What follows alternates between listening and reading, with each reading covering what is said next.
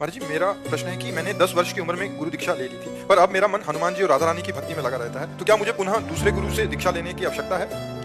देखो, ये कोई गुरु दीक्षा नहीं है।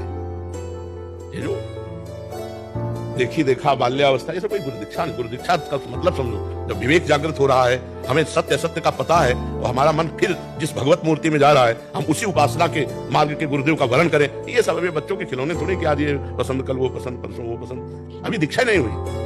दीक्षा हुई होती तो प्रश्न नहीं उठता। दीक्षा तब मानी जाएगी जब इष्ट मिले और मन मिले, मिले भजन रस रीति। कहा निसंग कोई मिली है तासो कीजिए प्रीति।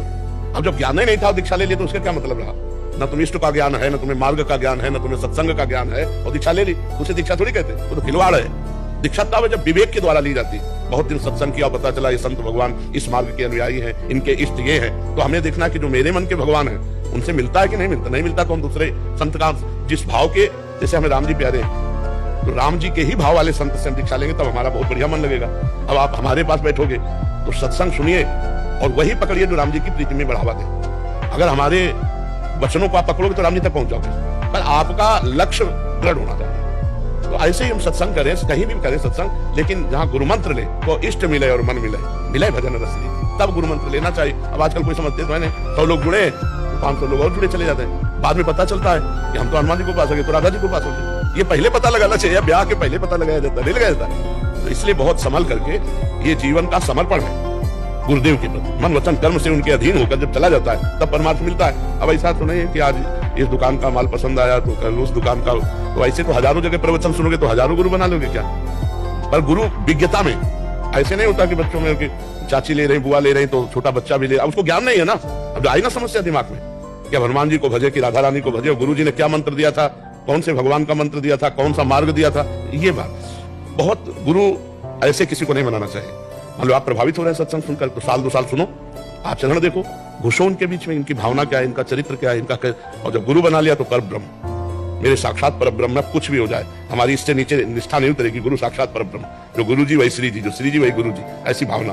और जब तक ऐसी भावना न मिले तो गुरु नहीं बनाना चाहिए। आज एक था हमारे जो बचपन में ले लिया, मंत्र क्या था, कौन इष्ट थे, सब भूल गए। वो ऐसे खिलवाड़ होता है, गुरु मंत्र नहीं माना जाता। तो किसका प्रश्न था?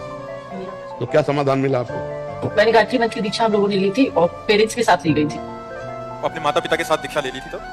पर महाराज जी ऐसा ही माने कि वो वही जो नाम जब किया आज तक, उसका फलस्वरूप अभी जो इष्ट देव में प्रीति नहीं। हमें देखो, गायत्री मंत्र तो प्रारंभिक सबका गुरु मंत्र होता है। जो गुरु दीक्षा है भगवान की प्राप्ति की, वो अलग मान।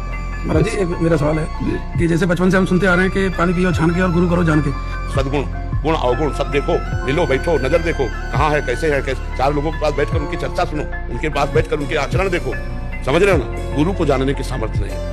हम बाहरी लक्षणों को देखें जो हमारे शास्त्र में लिखे कि गुरुजनों में है कि नहीं है। अगर है तो हम उनको सदगुरु मान लेते हैं। और देखो, मानने से जान जाओगे। हम जब पाषाण मूर्ति में, काष्ठ मूर्ति में, मृत्तिका की मूर्ति में अपना भाव कर लेते हैं मेरे भगवान है, तो हम भगवान तक पहुंच जाते हैं। हम पहले घुसे और सदगुण और दुर्गुण इनको छाने ज्ञान के द्वारा, तब हम चले। समझ पा रहे हो ना? गुरु को जानने वाला गुरु से बड़ा होता है। विद्यार्थी कभी टीचर को नहीं जान सकता।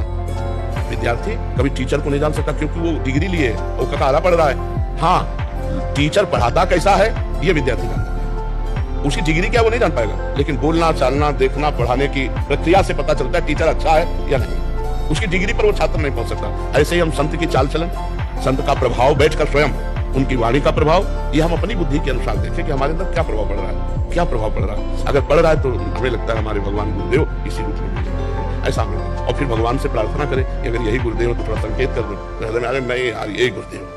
और अगर भगवान संकेत नहीं करेंगे तो झूला चलने लगे, नहीं यार कर लेते, नहीं यार, तब तक संशय फिर ना हो। जब एकदम आ जाए कि गुरु साक्षात परब्रह्म, तो मेरे भगवान मिल गए, तब गुरु बनाना चाहिए।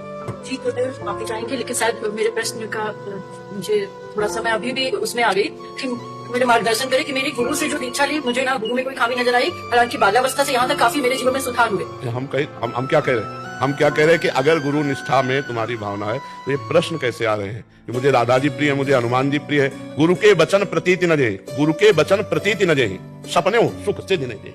अगर हमारे गुरु जी ने कहा राम, तो दुनिया कुछ कहे, हम राम के सिवा नहीं बोलेंगे। फिर हमें प्रश्न नहीं बनता कि हमें अमुक नाम प्रिय, अमुक मार्ग प्रिय। इसे कहते हैं निष्ठा।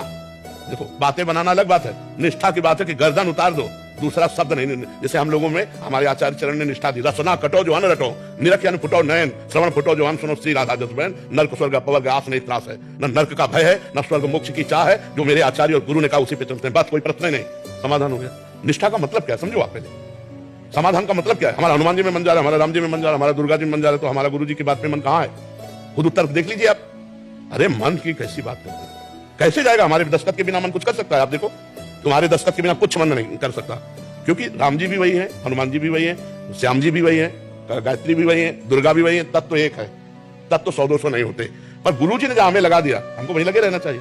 अब अगर मन हमारा जा रहा है कहीं, तो फिर हम या तो ये माने कि मेरे गुरुदेव अब हमको इधर ले गए, अब मेरे गुरुदेव यहां मुझे पहुंचा रहे, तो फिर प्रश्न नहीं बनता कि हम स्वीकार करें कि नहीं मेरे गुरुदेव ने भेजा है, ये मेरे गुरुदेव की वाणी है, ये मेरे गुरुदेव की आज्ञा है, कोई प्रश्न नहीं बनता।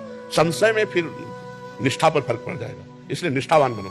अगर आपको ऐसा लगता है मेरा मन किशोरी जी की तरफ जा रहा है या हनुमान जी की तरफ जा रहा है, तो मुझे मानना मेरे गुरुदेव यहाँ पहुंचाना चाहते हैं, तो जहां की बात से हमें किशोरी जी प्रिय लगी उनकी बात मानने लगे, क्योंकि अखंड मंडलाकारम व्याप्तमेन चराचरम, चराचर में गुरुदेव व्याप्त है।